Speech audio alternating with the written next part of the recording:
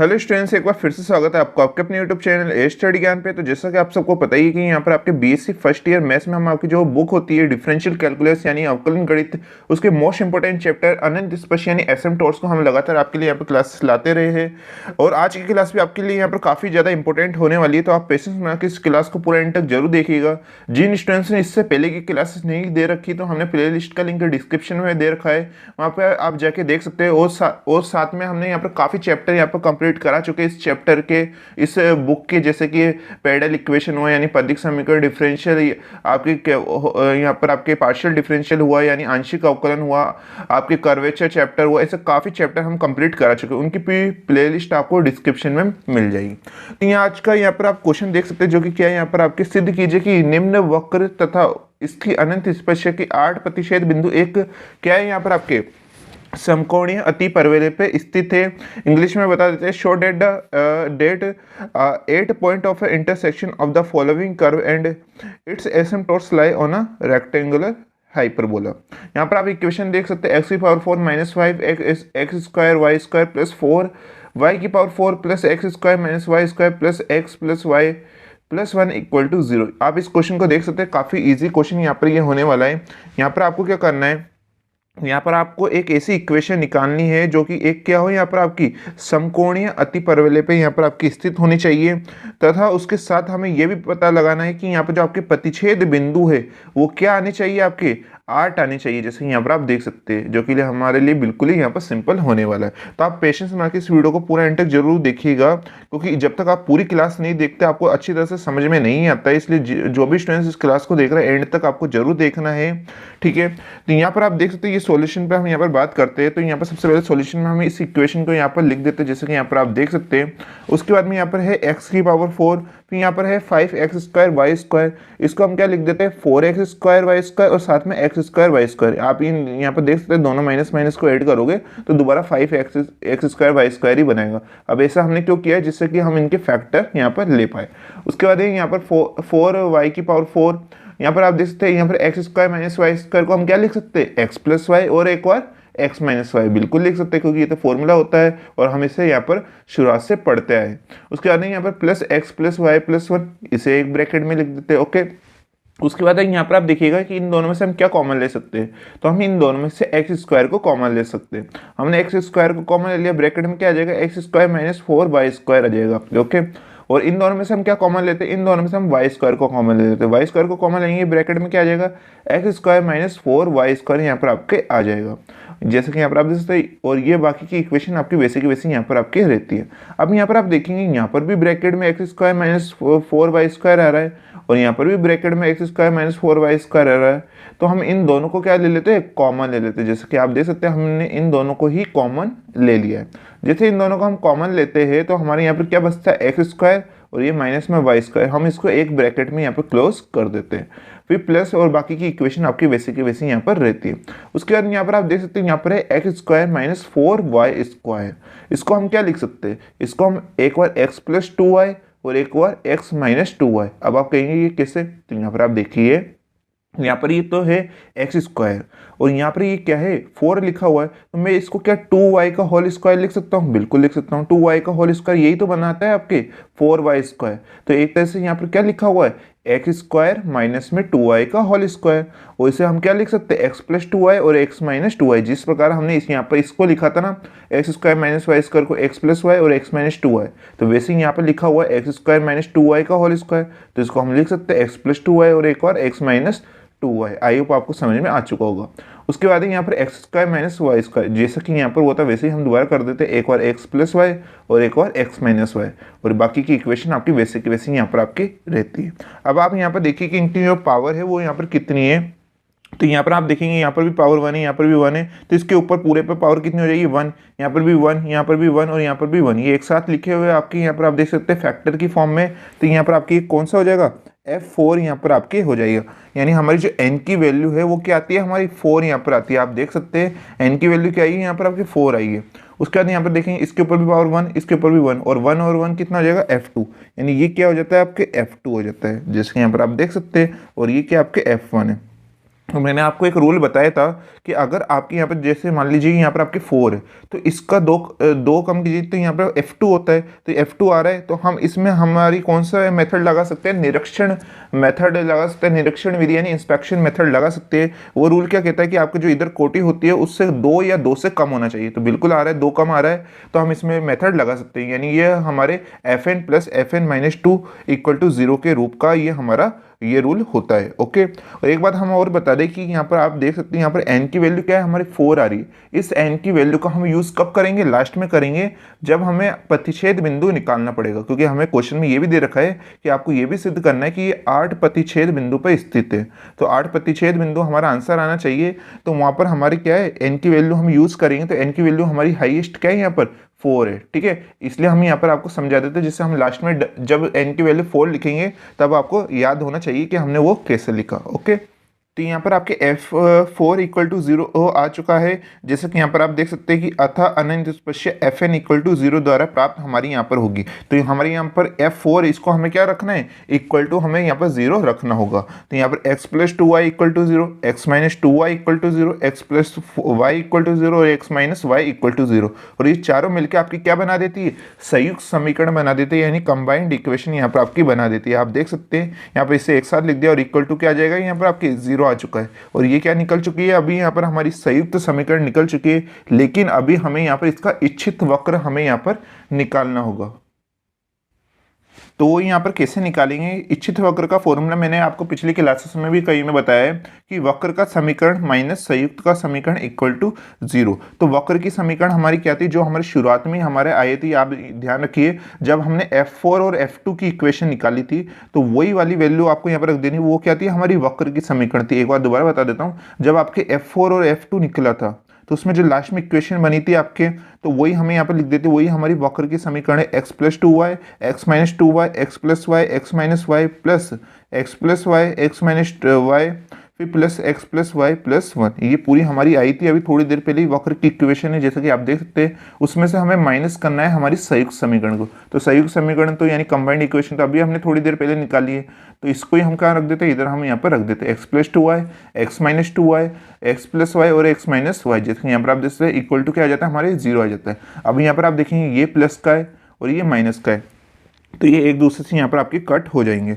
यहाँ पर x minus 2y, यहाँ पर भी x माइनस 2y, ये माइनस का है, तो यहाँ पर ये आपके एक दूसरे से कट हो जाएंगे। यहाँ पर x प्लस वाई और यहाँ पर भी x प्लस वाई, ये माइनस का है, तो ये एक दूसरे से कट हो जाएंगे। यहाँ पर x माइनस वाई और यहाँ पर भी x माइनस वाई, ये भी एक दूसरे से यहाँ पर आपके कट हो जाते हैं, जैसे कि यहाँ पर आप देख सकते हैं। तो देखिए यहाँ पर हमारे यहाँ पर क्या बचेगा, तो यहाँ पर हमारे x प्लस वाई और x माइनस वाई, फिर प्लस में x प्लस वाई प्लस 1 हमारे यहाँ पर बच जाता है। यहाँ पर आप ध्यान से देखेंगे तो यहाँ पर लिखा हुआ है x प्लस वाई और एक बार x माइनस वाई, इसको हम क्या लिख सकते हैं, इसको हम X square minus Y square लिख सकते हैं। हाँ बिल्कुल लिख सकते हैं, क्योंकि हमने शुरुआत में इस X square minus Y square को एक्स प्लस वाई और एक्स माइनस वाई लिखा था। अब हम इसी को क्या लिख देते हैं, X square minus Y square हम यहाँ पर लिख देते हैं, और प्लस में आपके क्या बचेगा, X plus Y plus 1 equal to 0 हमारे यहाँ पर बच जाता है, जैसे कि यहाँ पर आप देख सकते हैं। और यही क्या होती है हमारी यहाँ पर, हमारी जो हमें निकालनी थी कि अति परवलय पे स्थित होनी चाहिए, तो जो हमारी इक्वेशन यहाँ पर निकल कर आ चुकी है, और यही हमारे यहाँ पर आंसर हो जाता है। इसके बाद हमें एक चीज़ और निकालनी है, हमें एक चीज़ प्रूफ करनी थी कि यहाँ पर आपका जो प्रतिच्छेद बिंदु है वो 8 प्रतिच्छेद बिंदुओं पर यहाँ पर आपका स्थित होना चाहिए। तो अभी हमने थोड़ी देर पहले आपको बताया था कि n की वैल्यू आपकी क्या थी, हाईएस्ट 4 थी, तो उस n की वैल्यू में हम यहाँ पर क्या कर देंगे, उस n की वैल्यू की मदद से हम प्रतिच्छेद बिंदु हम यहाँ पर निकाल लेंगे। जैसे कि यहाँ पर आप देख सकते हैं कि प्रतिच्छेद बिंदु का यहाँ पर फॉर्मूला क्या होता है, n ब्रैकेट में n-2, इससे पहले मैंने कई क्लासेस में आपको बताया, और n की वैल्यू तो हमने शुरुआत में आपको 4 बता दी थी, वो कैसे आई वो भी हमने आपको बता दी। तो इस n की वैल्यू को हम यहाँ पर रख देते हैं 4, और फिर 4 माइनस 2, 4 माइनस 2 क्या होगा, आपको 2 हो जाएगा, 4 को 2 से मल्टीपल करोगे तो 8 आ जाएगा। यही तो हमें निकालना था, हाँ बिल्कुल यही निकालना था। तो ये हमारा क्या हो चुका है यहाँ पर, हैंस प्रूफ हमारे यहाँ पर हो चुका है, यानी इतनी सिद्धम हमारा ये क्वेश्चन यहाँ पर हो चुका है। आई होप आपको ये क्वेश्चन पसंद आया होगा, और कई बार ये यूनिवर्सिटियों में पूछा गया क्वेश्चन से, इसलिए आप इसकी अच्छी तरह से यहाँ पर प्रैक्टिस कर लीजिएगा। अब बात करने वाले हम यहाँ पर नेक्स्ट क्वेश्चन की। ये क्वेश्चन थोड़ा सा अलग क्वेश्चन होने वाला है अभी तक मैंने जितने भी क्वेश्चन कराए, इसलिए आप इस क्वेश्चन को बिल्कुल यहाँ पर ध्यान से समझिएगा। अब जैसा कि यहाँ पर आप नेक्स्ट क्वेश्चन देख सकते हैं कि सिद्ध कीजिए कि निम्न वक्र की चारों अनंत स्पर्शीय वक्र को पुनः 8 बिंदुओं में काटती है, जो उत्केंद्रता 4/5 वाले दीर्घवृत्त पर स्थित है। इंग्लिश में बता देते हैं, prove that 4 asymptotes of the following curve cut the curve again in 8 point which lie on an ellipse of a eccentricity. ये क्वेश्चन काफ़ी ज़्यादा इंपॉर्टेंट है आपके लिए, क्योंकि जितने भी क्वेश्चंस कराए उससे थोड़ा सा अलग होने वाला है ये क्वेश्चन, और काफ़ी इंपॉर्टेंट भी है, इसलिए आप इसे बिल्कुल यहाँ पर ध्यान से समझते जाइएगा जैसे हम आपको यहाँ पर बताते आ रहे हैं। और क्योंकि सिंपल भी है, आपको जितना ये मुश्किल लग रहा है वैसा नहीं है, बिल्कुल सिंपल क्वेश्चन है ये आपके, ठीक है। बस आपको इसको अच्छी तरह से यहाँ पर समझना चाहिए। तो यहाँ पर हमें इक्वेशन क्या दे रखी है, एक्स वाई ब्रैकेट में x square minus Y square, फिर plus 25 y square plus 9 x square minus 144 equal to 0, हमारी ये इक्वेशन हमें यहाँ पर गिवन है। अब यहाँ पर आप देखिए सॉल्यूशन में यहाँ पर हमारी जो इक्वेशन दे रखी है क्वेश्चन में, उसको हम यहाँ पर लिख देते हैं जैसे कि आप देख सकते हैं। उसके बाद में यहाँ पर आप देखिए कि यहाँ पर एक्स वाई ये वैसा का वैसा रहेगा। एक्स माइनस वाई स्क्वायर को हम क्या लिख सकते हैं, एक बार एक्स प्लस वाई और एक बार एक्स माइनस वाई, और बाकी की इक्वेशन आपकी वैसी की वैसी यहाँ पर रहती है, इक्वल टू 0 हमारे यहाँ पर आ जाता है। अब आपको इनकी ऑर्डर देखनी है, यानी इनकी जो कोटी है वो कितनी है, तो यहाँ पर 1 है, यहाँ पर भी 1 है, यहाँ पर भी 1, ये भी 1, इन चारों को ऐड करोगे तो यहाँ पर कितनी आ जाएगी आपकी F4 यहाँ पर निकल के आ जाती है। और यहाँ पर आप देखेंगे यहाँ पर इसकी पावर यहाँ पर 2 आ रही है, यहाँ पर भी 2 आ रही है, ठीक है। तो ये आपका पूरा यहाँ पर क्या बन जाएगा, F2 हो जाएगा, यहाँ पर आप देख सकते हैं। तो हम ये कह सकते हैं F4 है और ये F2 है, यानी ये इसके लगभग 2 कम है, तो हम ये आपके Fn plus Fn minus 2 equal to 0 के रूप की आपकी ये समीकरण होगी। यानी हम इसमें कौन सा मेथड लगा सकते हैं, इंस्पेक्शन मेथड लगा सकते हैं, यानी निरीक्षण विधि लगा सकते हैं। और काफ़ी ज़्यादा स्टूडेंट्स को ये विधि यहाँ पर सबसे अच्छी लगती है, क्योंकि इस विधि से यहाँ पर जल्दी क्वेश्चन हो जाते हैं, ज़्यादा उस क्वेश्चन यहाँ पर लेंथी नहीं होते, ठीक है। लेकिन ये कुछ ही क्वेश्चन में यहाँ पर अप्लाई होती है। अभी हम आपको जितने क्वेश्चंस करा रहे हैं उन सब में यहाँ पर इंस्पेक्शन मेथड लग रहा है, तो हम यहाँ पर लगा पा रहे हैं। लेकिन अब कई ऐसे भी क्वेश्चंस आते हैं जिसमें इंस्पेक्शन मेथड नहीं लगता है। मैंने आपको रूल बताया कैसे आपको चेक करना है कि अगर आपको यहाँ पर F4 है और उससे 2 कम यहाँ पर नहीं निकलता, यानी F4 है तो इधर F3 आ जाता है, तो उसमें इंस्पेक्शन मेथड आपका नहीं लग पाएगा, यानी निरीक्षण विधि आपकी नहीं लगी। तो उसमें आपको कौन सा मेथड लगाना होगा, या तो लिमिट मेथड लगाना होगा आपको, या फिर आपको ऑब्लिक मेथड यानी तिरक विधि यहाँ पर आपको लगानी होगी। और लिमिट मेथड है वो भी काफ़ी ज़्यादा यहाँ पर इंपॉर्टेंट रहता है आपके लिए, ये भी आप ध्यान रखिएगा। और काफ़ी ज़्यादा क्वेश्चन है वो लिमिट मेथड से यहाँ पर पूछे जाते हैं, और कई क्वेश्चन ऐसे होते हैं जो इंस्पेक्शन मेथड से भी यहाँ पर पूछ लिए जाते हैं। ओके, तो यहाँ पर आप देख सकते हैं यहाँ पर हमारे ये इक्वेशन यहाँ पर आ चुकी है। अतः अनंत स्पर्शिया, अब हमारी अनंत स्पर्शिया क्या होगी, Fn इक्वल टू 0 होगी, यानी हमारी जो F4 है उसको हमें इक्वल टू 0 हमें यहाँ पर रखना है, ठीक है, जैसा कि आपने इससे पहले वाले क्वेश्चन में भी यहाँ पर करा था। तो यहाँ पर हमारे x इक्वल टू 0, फिर y इक्वल टू 0, फिर x plus Y equal to 0, फिर x minus Y equal to भी हमारे यहाँ पर 0 हो जाएगा। फिर इन चारों की मदद से हम क्या बनाएंगे, हमारी संयुक्त समीकरण बनाएंगे, यानी कंबाइंड इक्वेशन हम यहाँ पर बना देते हैं।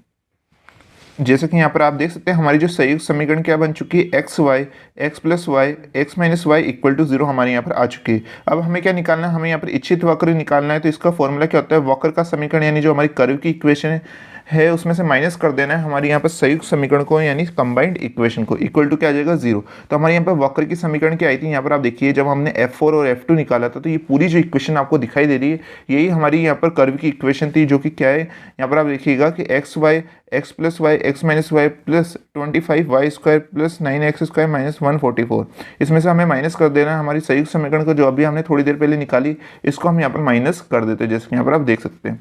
अब यहाँ पर देखिए यहाँ पर एक्स वाई है और ये x plus y x minus y, और यही पूरी यहाँ पर भी लिखी हुई है, ये माइनस का है ये पूरा और ये प्लस का है, तो ये पूरी वैल्यू आपकी क्या हो जाएगी, यहाँ पर कट यहाँ पर आपकी हो जाती है। और क्या बचेगा हमारे यहाँ पर 25 y square minus 9 x square minus 144 हमारे यहाँ पर बच जाता है, इक्वल टू 0 भी यहाँ पर हमारे आ जाता है। तो जैसे कि यहाँ पर आप देख सकते हैं हमारे यहाँ पर 25 y square plus 9 x square minus 144 equal to 0 आ चुका है। आप सबको पता है कि x की वैल्यू हम आगे लिखते हैं, इससे हम आगे लिख देते हैं 9 एक्स स्क्वायर फिर plus 25 y square minus 144 equal to 0 यहाँ पर हमारे आ चुकी है, जैसे कि आप देख सकते हैं। फिर उसके बाद में हम इस माइनस 144 को उधर भेज देते हैं इक्वल टू के उधर, तो ये प्लस का 144 ही हमारे यहाँ पर हो जाता है। उसके बाद आप क्वेश्चन को यहाँ पर ध्यान से पढ़ेंगे तो उसमें हमें क्या निकालना है, उसमें हमें ये बताना है कि हमारी जो उत्केंद्रता है वो 4/5 यहाँ पर हमें निकाल के बतानी है, यानी की जो एसेंट्रिसिटी है वो 4/5 हमें यहाँ पर लानी है। तो उसको लाने के लिए हमें यहाँ पर क्या करना पड़ेगा, जो हमारी इस इक्वेशन है इसको हमें इलिप्स की इक्वेशन यानी दीर्घवृत्त की इक्वेशन में हमें यहाँ पर चेंज करना पड़ेगा, ठीक है। जिन स्टूडेंट्स ने यहाँ पर दीर्घवृत्त यानी इलिप्स का चैप्टर अच्छी तरह से पढ़ रखा है उनको ये अच्छी तरह से यहाँ पर समझ में आएगी ये सारी बातें। तो इसके लिए आप क्या काम करिएगा कि आप सबको पता है कि आपकी जो बीएससी फर्स्ट ईयर मैथ्स में आपकी एक बुक और होती है जो आपका 2D ज्योमेट्री, यानी आप देख सकते हैं 2D ज्योमेट्री आपकी एक बुक होती है, यानी 2D ज्यामिति जिसे हम हिंदी में कहते हैं उसमें एक काफ़ी ज़्यादा इंपॉर्टेंट आपके चैप्टर होता है इलिप्स यानी दीर्घवृत्त। आई होप आपने उसकी क्लासेस अटेंड कर रखी होगी, उसकी भी हमने कई सारी क्लासेस आपके लिए इस चैनल पे प्रोवाइड करवा रखी है। उसके प्लेलिस्ट का लिंक भी आपको डिस्क्रिप्शन में मिल जाएगा, तो उसे भी आप जरूर देख लीजिएगा। उससे आपको ये अच्छी तरह से यहाँ पर और बेटर तरीके से यहाँ पर समझ में आएगा। तो अभी हमें यहाँ पर क्या करना है, इसको दीर्घवृत्त में यहाँ पर चेंज करना है। तो इस दीर्घवृत्त की इक्वेशन में चेंज करने के लिए हम क्या करेंगे, यहाँ पर जो 144 है इनका इन दोनों में क्या लगा देंगे, डिवाइड। तो ये 144 इन दोनों के अपॉन में चल जाएगा और इधर इक्वल टू के इधर 1 बच जाएगा, जैसे कि यहाँ पर आप देख सकते हैं। उसके बाद में क्या होगा, ये 9 है वो भी 9 क्या हो जाएगा आपके इस 144 के अपॉन में आ जाएगा। आप देख सकते हैं ये 9 144 के अपॉन में आ चुका है और ये 25 यहाँ पर इस 144 के अपॉन में यहाँ पर आपके आ जाएगा। उसके बाद आप यहाँ पर देखेंगे कि 144 का यहाँ पर जो स्क्वायर रूट होता है वो क्या होता है, 12 होता है। आप सबको पता है कि 12 का अगर आप स्क्वायर करेंगे तो वो 144 आएगा और यहाँ पर आप 3 का स्क्वायर करेंगे तो वो 9 आएगा। तो क्या इसको हम 12/3 का होल स्क्वायर लिख सकते हैं, बिल्कुल लिख सकते हैं। वैसे 12 का स्क्वायर करोगे तो 144, 5 का स्क्वायर करोगे तो 25। तो इसको हम यहाँ पर 12/5 का होल स्क्वायर लिख सकते हैं, हाँ बिल्कुल लिख सकते हैं। अब ऐसा हमने क्यों किया, क्योंकि यहाँ पर जो हमारी दीर्घवृत्त जो इलिप्स की इक्वेशन होती है वो क्या होती है हमारी, वो होती है हमारी x² / a² + y² / b² = 1। ये अभी हमारी यहाँ पर इक्वेशन होती है जो कि हमारी दीर्घवृत्त यानी इलिप्स की इक्वेशन है। जिन स्टूडेंट्स ने इलिप्स चैप्टर पढ़ रखा है उनको अच्छी तरह से यहाँ पर ये चीज़ें समझ में आ जाएगी। अगर अभी तक आपने नहीं भी पढ़ा है तो आप जो अभी हम समझा रहे हैं उसको आप अच्छी तरह से यहाँ पर समझ लीजिए, फिर उसकी क्लासेस आप बाद में यहाँ पर देख लीजिएगा, ठीक है। तो यहाँ पर आप ये इक्वेशन यहाँ पर देख सकते हैं। इस इक्वेशन के अकॉर्डिंग हमें यहाँ पर ये इक्वेशन बनानी थी, तो इसे हमने बना दी है। यहाँ पर x² आ रहा है, बिल्कुल आ रहा है, अपॉन में a²। तो यानी जो हमने ये पूरी इक्वेशन है ये आपकी क्या हो जाएगी, a की वैल्यू हो जाएगी। यानी 12/3 है वो हमारे क्या हो जाता है, a की वैल्यू हो जाती है। फिर y² और फिर b का स्क्वायर। यहाँ पर आपकी किसका स्क्वायर आ रहा है, 12/5। तो ये आपकी कौन सी वैल्यू हो जाती है, b की वैल्यू हो जाती है। इक्वल टू क्या आ रहा है आपके 1 आ रही है। तो यानी ये हमारी किस में चेंज हो चुकी है, हमारी पूरी दीर्घवृत्त यानी इलिप्स की इक्वेशन में चेंज हो चुकी है, बिल्कुल हो चुकी है। तो यहाँ से हमारी a की वैल्यू क्या आई है, 12/3, b की वैल्यू क्या आई है यहाँ पर हमारी 12/5। उसके बाद है कि यहाँ पर आपके जो a और b की वैल्यू आई है इसका क्या काम है, तो इससे हम यहाँ पर क्या निकालेंगे, इसकी उत्केंद्रता निकालेंगे यानी इसकी एसेंट्रिसिटी निकालेंगे। उसके लिए यहाँ पर आपको ये चेक करना पड़ेगा कि सबसे पहले कि यहाँ पर आपको कौन सा फॉर्मूला लगाना है, क्योंकि उत्केंद्रता की भी 2 कंडीशन होती है। मैंने आपको इलिप्स वाले चैप्टर में समझाया था। तो यहाँ पर आप देखिएगा कि यहाँ पर दोनों में से a की वैल्यू बड़ी है या b की वैल्यू बड़ी है। तो यहाँ पर आप देखेंगे कि 12/3 है वो इससे क्या है यहाँ पर आपके ग्रेटर यानी ज़्यादा है। यहाँ पर आप देख सकते हैं। अब काफ़ी ज़्यादा स्टूडेंट्स सोचेंगे सर यहाँ पर तो 5 आ रहा है, यहाँ पर 3 आ रहा है, तो आप इस वैल्यू को कैसे ज़्यादा बता रहे हो। तो मैं आपको एक बात बता दूँ, ये बेसिक नॉलेज होती है यहाँ पर कि यहाँ पर जो अपॉन में अगर आपका डिनोमिनेटर हमेशा जब ज़्यादा होता है तो उस पूरी की वैल्यू क्या होती है, आपकी कम होती है। जब भी आपका जो डिनोमिनेटर है अगर वो आपका यहाँ पर क्या दिया होता है, ज़्यादा दिया होता है, तो उसकी वैल्यू ऑटोमेटिक क्या हो जाती है, आपकी कम हो जाती है। अगर आपका न्यूमरेटर ज़्यादा रहता है तो उसकी वैल्यू आपकी बढ़ जाती है, और अगर आपका डिनोमिनेटर ज़्यादा रहता है तो उसकी वैल्यू कम हो जाती है। ये आपने शुरुआती क्लासों में पढ़ रखा होगा। तो यहाँ पर आपके देखेंगे तो यहाँ पर 12/3 है वो आपकी क्या होगी, इस वैल्यू से ज़्यादा होगी, क्योंकि यहाँ पर अपॉन में 5 आ रहा है और यहाँ पर अपॉन में 3, इसकी वैल्यू कम है यानी इसका डिनोमिनेटर यानी इसका हर है वो आपकी क्या है, कम है। तो आपकी इस पूरी की वैल्यू आपकी यहाँ पर ज़्यादा होगी। तो यहाँ पर हमारे जो a है वो b से क्या है, हमारे यहाँ पर ग्रेटर है यानी हमारे यहाँ पर ज़्यादा है। तो इस कंडीशन में हमारा कौन सा फॉर्मूला लगेगा, तो यहाँ पर आप देखिए जैसे कि यहाँ पर आप देख सकते हैं यहाँ पर हमारी जो उत्केंद्रता यानी एसेंट्रिसिटी का फॉर्मूला ये रहता है कि E = √1 - b² अपॉन में a²। जब कौन सी कंडीशन हो, जब a आपके b से क्या हो, ग्रेटर हो। अगर आपका b a से ग्रेटर होता तो इसका अलग फॉर्मूला यहाँ पर आपके होता। ओके, तो यहाँ पर आप देख सकते हैं b की वैल्यू अभी हमने निकाली थी। b की वैल्यू क्या थी हमारी, 12/5 आई थी। तो उसका क्या कर देना है, आपको स्क्वायर कर देना है। स्क्वायर करेंगे तो 144/25 आ जाएगा। फिर अपॉन में a का क्या करना है, आपको स्क्वायर। a की वैल्यू क्या आई थी, 12/3, उसका स्क्वायर करेंगे तो 144/9 आ जाएगा, हाँ बिल्कुल आ जाएगा। उसके बाद हम क्या करेंगे, 144 से 144 आपके कट हो जाएगा और यहाँ पर आपकी जो अपॉन में 9 है वो कहाँ चल जाएगा, ऊपर चल जाएगा और अपॉन में 25 यहाँ पर आ जाएगा। तो 1 - 9/25 आ जाता है। फिर यहाँ पर आपको क्या करना है, इसका एलसीएम ले लेना है। एलसीएम लेंगे तो 25 और ये 25 इससे मल्टीपल हो गए, 25 - 9 यानी हमने यहाँ पर सिंपली बस एलसीएम यहाँ पर करा है। उसके बाद 25 में से 9 माइनस होएगा तो क्या आ जाएगा, आपके 16 आ जाएगा अपॉन में 25। अब आप सब जानते हैं कि 16 का स्क्वायर रूट क्या होता है और 25 का स्क्वायर रूट क्या होता है। तो 16 का जो हमारे स्क्वायर रूट है वो क्या होता है, हमारे यहाँ पर 4 होता है और 25 का क्या होता है, हमारे यहाँ पर 5 होता है। तो यहाँ पर हमारी इक्वल टू क्या आ जाएगा, 4/5। और यही तो हमें निकालनी थे, आप क्वेश्चन को एक बार दोबारा देखिए कि हमें यही यहाँ पे प्रूफ करना था कि हमारी जो दीर्घवृत्त की उत्केंद्रता है यानी जो हमारी इलिप्स की एसेंट्रिसिटी है वो क्या आनी चाहिए, 4/5 आनी चाहिए, जो कि हमने यहाँ पर निकाल ली। साथ में एक चीज़ जो आपको और बतानी है कि आपके जो प्रतिच्छेद बिंदु है यहाँ पर इसमें वो क्या आने चाहिए, 8 आने चाहिए। तो उससे भी हम यहाँ पर चेक कर लेते हैं। तो यहाँ पर आप देखेंगे कि यहाँ पर हमारी n की वैल्यू क्या थी। तो आप यहाँ पर शुरुआत में देखेंगे जब हमने यहाँ पे f4 और f2 निकाला था तो हमारी हाईएस्ट क्या थी, f4 थी, जैसा कि इससे पहले वाले क्वेश्चन में भी हमने करा था। और इस क्वेश्चन में भी जब हमने निरीक्षण विधि यानी इंस्पेक्शन मेथड लगाया था तो वहाँ पर आप जाके देख सकते हैं हमने वहाँ पर n की वैल्यू यानी f4 आ रहा था हाईएस्ट आपके।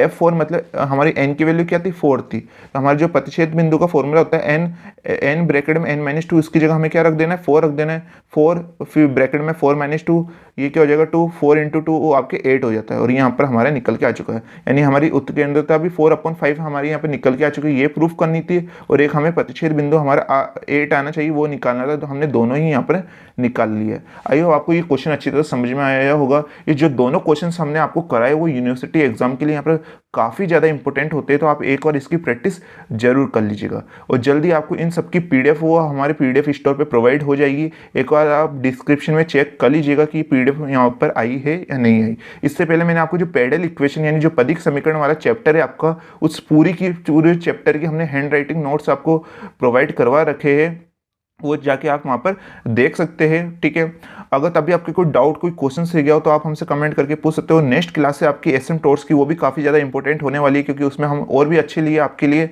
इंपॉर्टेंस क्वेश्चन लाने वाले हैं। तो आप हमारे साथ यहाँ पर नेक्स्ट क्लास में भी बने रहिएगा और इस वीडियो को लाइक करना ना भूलें। मिलते हैं नेक्स्ट वीडियो में।